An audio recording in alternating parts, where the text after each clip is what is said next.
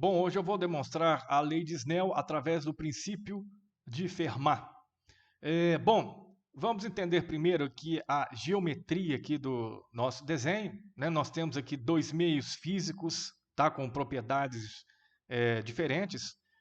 Esses meios são identificados aqui por N1 e N2, onde N1 é o índice de refração do meio 1 e N2 é o índice de refração do meio 2. Esses meios eles são homogêneos, por isso aqui que o meu raio de luz ele está se propagando aqui em linha reta, tá? No meio 1 e também no meio 2. Aqui é um pontinho A, onde está saindo o meu raio de luz, e aqui é o ponto B, onde está chegando o raio de luz. Tá? Esse A é a distância entre o ponto e a interface, de separação entre os dois meios. O B minúsculo é a distância entre o ponto de chegada do raio de luz até a interface. N é a normal, tá? Esse eixo pontilhado aqui é a normal. Θ1 é o ângulo de incidência. Θ2 é o ângulo de refração. Tá? Esse ângulo de incidência é o ângulo que o nosso raio de luz aqui faz com a normal. E o Θ2 é o ângulo que o raio de luz no meio 2 está fazendo, aí, que o raio refratado está fazendo com a normal. X vai ser a distância entre esse segmento pontilhado e na perpendicular, né? E a minha normal, tá? É a distância também, a mesma distância entre esse segmento pontilhado e o ponto, né? Aonde o raio de luz irá incidir aqui na interface.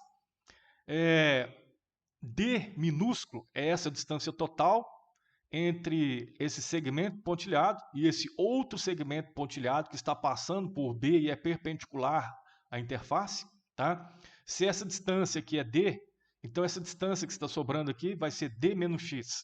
Tá? O caminho escolhido aí, pelo raio de luz será aquele em que ele gastará um tempo mínimo para sair do ponto A e chegar até o ponto B. Esse é o princípio de Fermat. Então, o índice de refração ele é definido como a velocidade de propagação da luz no vácuo dividido pela velocidade de propagação da luz no meio. Tá? O tempo total que a luz gasta para sair de A e até B, escrevendo isso em função da trajetória aqui, o caminho L1 e o caminho L2, tá? O comprimento dessas trajetórias em L1 e L2, vai ser justamente então o tempo que ela gasta para percorrer esse trajeto e o tempo que o raio de luz gasta para percorrer esse trajeto. Então, o somatório do tempo nessa região e o somatório no tempo nessa região. Tá? Então, vai ter então que o tempo vai ser o somatório, né, dos tempos no meio 1 e tempo no meio 2. Tá? Tempo no meio 1 mais o tempo no meio 2. Então, o tempo vai ser igual ao comprimento, né, do trajeto em 1, dividido pela velocidade de propagação em 1, mais o comprimento do trajeto no meio 2, dividido pela velocidade de propagação no meio 2. Escrevendo essa velocidade através dessa equação, se nós isolarmos a equação número 1, isolarmos a velocidade, vai ficar velocidade é igual a velocidade da luz dividido pelo índice de refração. Escrevendo então a nossa velocidade em função do índice de refração, o tempo vai ficar igual a L1, N1 sobre C, mais L2, N2 sobre C. Para encontrarmos aqui um tempo mínimo que a luz vai gastar para sair do ponto A até o ponto B, aplicarmos o princípio de Fermat na equação número 2, vamos ter que escrever os comprimentos L1 e L2 em função de x, já que eles dependem, né, de x. Tá? Tanto aqui no meio 1 quanto no meio 2 dependem de x. Tá? Então, aumentando esse x, vai distanciando o ponto de incidência aqui do nosso raio na interface. Tá? Então, consequentemente, vai variando este comprimento e vai variar este comprimento. Tá? Então, escrevendo aqui o L1 e o L2 em função do x, né? O L1 aqui está funcionando como hipotenusa, né, desse triângulozinho aqui. O L2 funciona como hipotenusa nesse outro triângulo aqui. Tá? Então, isso significa que L1 ao quadrado é igual a x ao quadrado mais a quadrado. Tá certo? Então, L1 é igual ao a quadrado mais o x ao quadrado. A mesma coisa com L2. Né? O L2 aqui funciona como a hipotenusa nesse triângulo, então ele vai ficar, entre parênteses, L2 ao quadrado vai ser igual a parênteses D menos X, fecha parênteses ao quadrado, mais B ao quadrado, tá?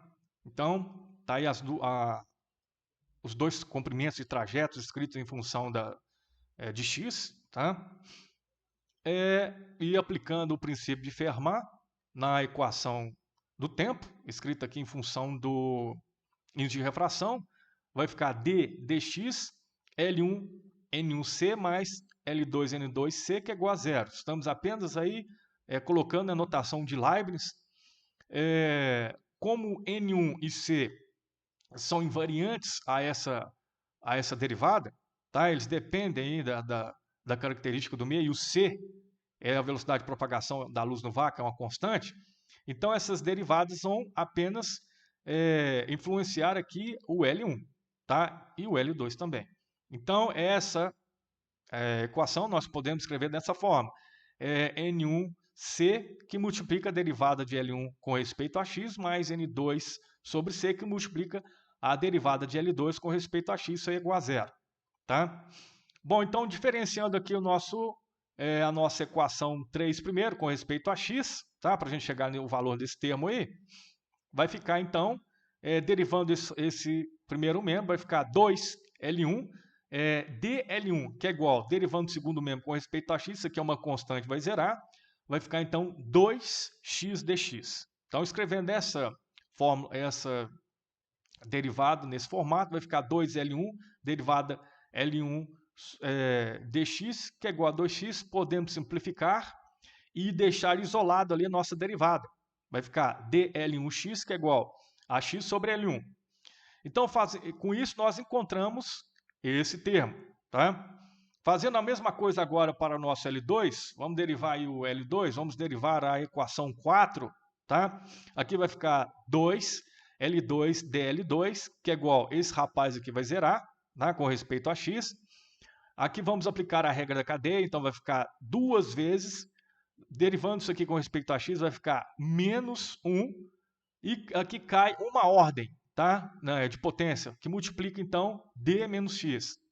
Então, essa equação 4, derivando-a, ela vai ficar desse jeito. 2L2, que multiplica L2, dx, que é igual 2, o resultado lá da aplicação da regra da cadeia, 2 menos 1, que multiplica d menos x, cai uma ordem de potência aqui. Tá? Simplificando ambos os membros aqui por 2 e deixando só esse termo da diferencial no primeiro membro da equação, vai ficar dL2 dx, derivado de L2 com respeito a x, vai ficar igual a menos d menos x sobre L2. Então, substituindo esse resultado da equação 9, da equação 11, da equação 7, tá? Substituindo essas derivadas nos valores que encontramos para elas, vamos chegar, então, na equação 12. Então, evoluindo da equação 11 para a equação 12, tá? Vamos chegar a N1C, que multiplica xL1, menos N2x, que multiplica D menos x L2, que é igual a zero. O que nós podemos fazer aí? Podemos dar uma simplificada no nosso amigo aqui. A gente pode passar esse rapaz para cá, tá? Vai apenas modificar o sinal. Nós já estamos vendo que temos a velocidade da luz no vácuo aqui nos dois membros. Podemos simplificar, então, dividir a equação 13 pela velocidade de propagação da luz no vácuo. Então, vamos chegar nesse resultado, né, da equação 14. Vamos agora lá dar uma olhada. Né? Isso aqui está mais ou menos com a cara da lei de Snell. Vamos escrever, então, vamos analisar a figura 1, vamos chegar o que nós podemos fazer com esse x e com esse d menos x aqui, tá? Olhando aí a equação 1.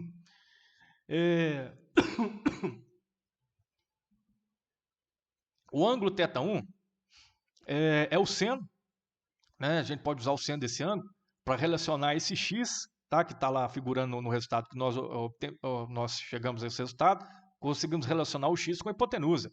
Então, o seno de θ1 é o oposto, que é o nosso amigão x aqui, dividido pela hipotenusa. Tá? Então, seno de θ1, cadê o nosso seno de θ1 aqui? O seno de θ1 vai ser o cateto oposto, x dividido pela hipotenusa. Isolando o x aí, vamos chegar em x igual a L1 seno de θ1. Fazendo a mesma coisa agora para o nosso amigão aqui, d menos x, Analisando a figura 1 de novo, seno, com o seno que nós conseguimos relacionar o d menos x que nós precisamos aí com a hipotenusa. Então, o seno de θ2 vai ser o cateto oposto, d menos x dividido pela hipotenusa. Então, vamos lá. Seno de θ2 é igual ao cateto oposto, d menos x dividido pela hipotenusa. Então, esse rapaz aqui, que está figurando nessa equação, ele é igual a L2, que multiplica seno de θ2. Então, nós podemos substituir essa equação, o x em função de L1, em função aí do ângulo de incidência. Podemos substituir essa expressão, d menos x, que está em função de L2 e o seno de refração. Podemos substituir essas duas equações, né, na equação 14 e evoluir essa equação 14 para uma equação mais simples. Então, a equação 14, fazendo essas substituições, vai ficar N1, L1 seno de θ1, L1, que é igual a N2, L2 seno de θ2 sobre L2. Nós podemos simplificar aqui ambos os termos, aqui por L1, dividindo, e aqui dividindo esse termo por L1. E, finalmente, nós vamos chegar aí na lei de Snell, que relaciona os índices de refração, né, do meio 1 e meio 2 aí, que o raio de luz está se propagando, relaciona com o meu ângulo de incidência, que é o ângulo que o raio de luz incidente está fazendo com a normal, e relaciona também o ângulo, né, de refração, que é o ângulo que o raio de luz que está propagando no meio 2 faz com a normal. Tá? Então, essa equação 20, ela me dá a lei de Snell. Tá certo? Bom, então dá o seu like aí no vídeo, compartilhe o vídeo, se inscreva no canal e Feliz Natal!